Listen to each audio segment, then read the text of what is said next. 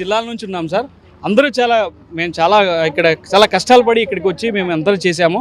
Sir గారు ఒక్కసారి మేము చాలా విన్నాం సార్, పవన్ కళ్యాణ్ గారు ఒక్కసారి మాట ఇస్తే అది జరుగుతుంది అని చెప్పేసి చాలాసార్లు విన్నాము. ఇప్పుడు పవన్ కళ్యాణ్ గారి మాట భీష్మ ప్రతిజ్ఞ, ఆయన చెప్తే చేస్తారని ఈరోజు నిరూపించుకున్నారు. ఇలాంటి చిన్న అణగారిన వర్గాల చిన్న జీతాల వాళ్ళని సంతోషపెట్టి మమ్మల్ని మా ప్రాబ్లంని నెల రోజుల లోపల తీర్చినందుకు మేము పవన్ కళ్యాణ్ గారికి రుణపడి ఉంటాము. ఎప్పుడు కూడా వారి అడుగుజాడలను నడుస్తామని ఇక్కడ ఇప్పుడు మేము వచ్చిన 12 జిల్లాల నుంచి అవుట్సోర్సింగ్ ఉద్యోగస్తులు ఎవరైతే జీతాలు రాక 22 నెలల నుంచి బాధపడుతున్నామో వాళ్ళందరము సార్కి రుణపడి ఉంటాము.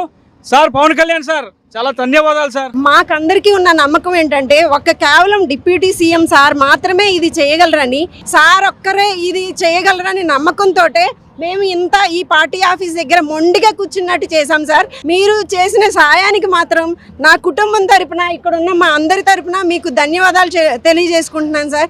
Thank you sir, thank you deputy CM గారు.